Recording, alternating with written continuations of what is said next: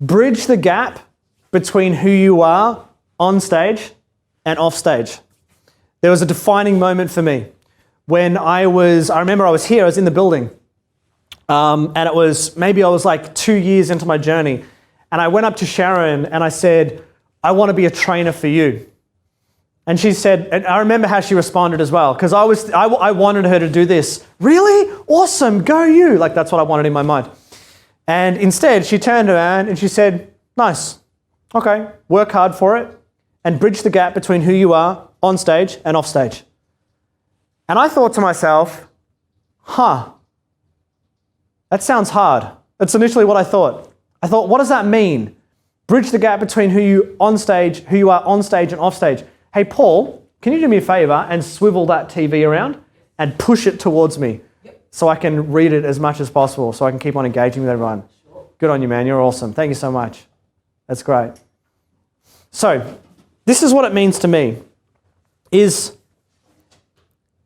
when I first decided I wanted to become a speaker, I decided that I wanted to be on stage and have the end result. So the end result is being on stage and being that person who can command an audience of 100 people or 1,000 people and be online and speak articulately and share their message and inspire and to give.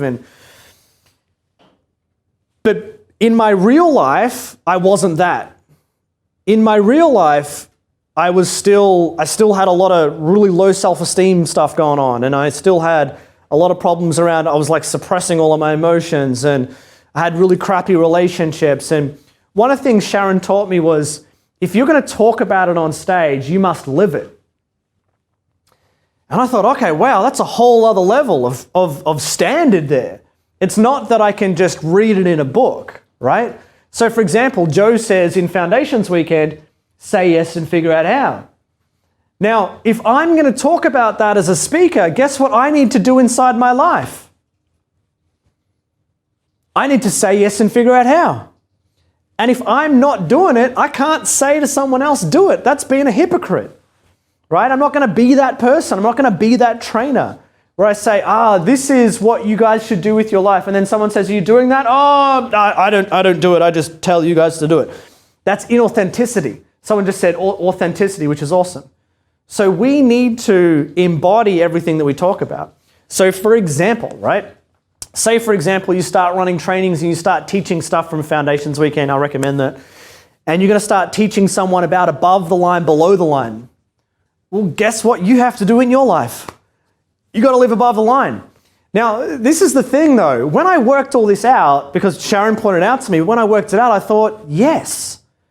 So to me, being a professional trainer, being a master trainer is not just about the skill set. It's about making a decision to bridge the gap between who I am off stage and on stage. And when I walk off stage, I am the person that I've been talking about. I am doing the things that I'm talking about. I'm the real deal. Instead of everything in my life is fucked, which is what it was for me. Everything in my life is like shambles, right? It was like, don't come over to my house, right? That's how I used to live. Don't look in my car. Don't look in my house. Out of the house though, I'll dress nice and just don't look inside my life, right? And so when Sharon pointed that out to me, I thought, okay, now I have to start sorting that shit out. I got to start cleaning up the closet. And it took me years to do this. I don't know where you're at and how much stuff you need to sort out, but it took me a long period of time. Like, I joined when I was 27, I'm now 35. And I'm learning how to have really functional relationships in my life. But I had no idea when I first joined. No idea. And I didn't keep the promises that I made to myself. I let myself down all the time. I was late all the time. I didn't pay my bills on time, so I attracted people that didn't pay their bills. I had all this stuff going on. And I wanted to become a leader, though, and speak about how we can live a better life on stage. So guess what I had to do? In the background, just slowly in the background, sorting out my shit. Now, this is the mistake that people make, is they say, okay, I've got to sort out all my shit, and once all my shit's sorted out, then I'm going to be a speaker. That's not how it works. We start the journey now, and we're sorting out all the stuff in the background, right? In the background, and we don't do it in a dramatic way, because that would be below the line. We don't have to tell everyone about it. We're just doing it. We're just getting on with it, showing up, cleaning stuff up in the background. So I trust that that's useful. I just want to read out some of your comments. This is the biggest one for me, is making the decision. It's like, if I'm going to be a speaker, I'm going to be a leader. I'm going to be a speaker. You got to sort your shit out, Nas. That's it.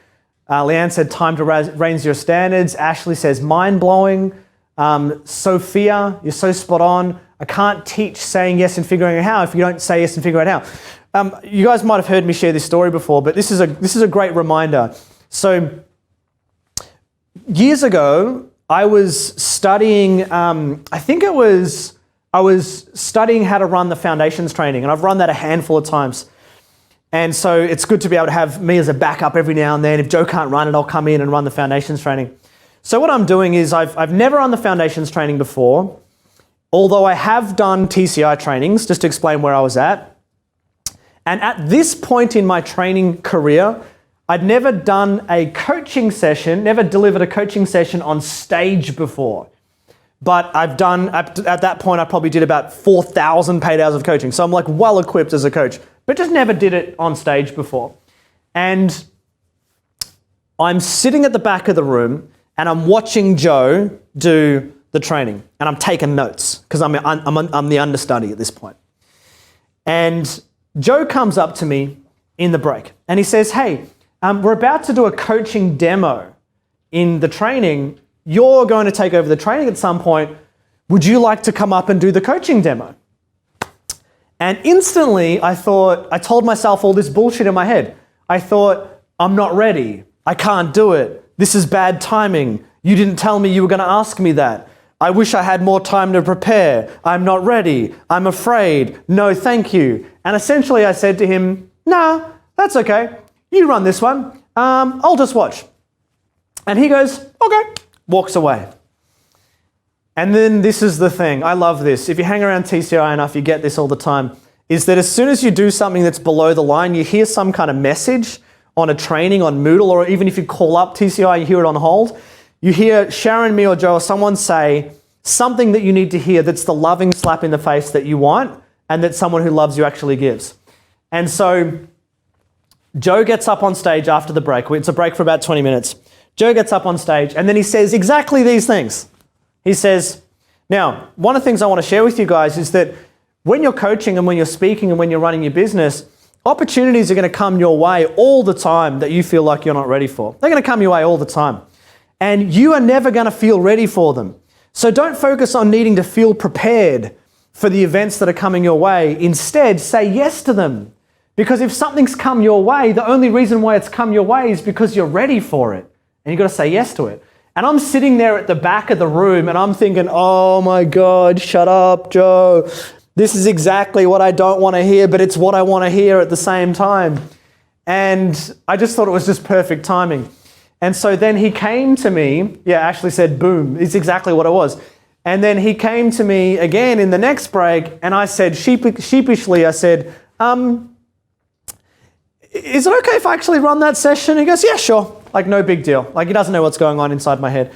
And I thought, well, because I've got to lead the way. I can't be a trainer if I just had a say yes and work out how moment in front of me and I didn't say yes and work out how. I got to say yes and work out how. And so life is full of those moments all the time. And that's an example of don't talk about it unless you're doing it. And I love to me personally, I love the challenge as a trainer because it challenges me to consistently do things that if I didn't say yes to this, I probably wouldn't have put myself in that situation. Every time I say yes and I'm a little bit afraid, I'm always proud on the other end because I look back and I say, nice one. At least I did it, which is really awesome. Nicole said, opportunities come our way because we're ready for it. That's right. Kate says, bam, love. Leanne says, love it, Matt. What an epic moment. Yeah, thank you. And Heather says, I love being on hold on the phone in TCI. What you hear is what you need to hear. Totally, Heather. I hope you're well, by the way, Heather. You're awesome. Nerida, love your rawness, Matt. The understudy has to step up and embrace the slap in the face. That's it. It's a loving slap in the face, right?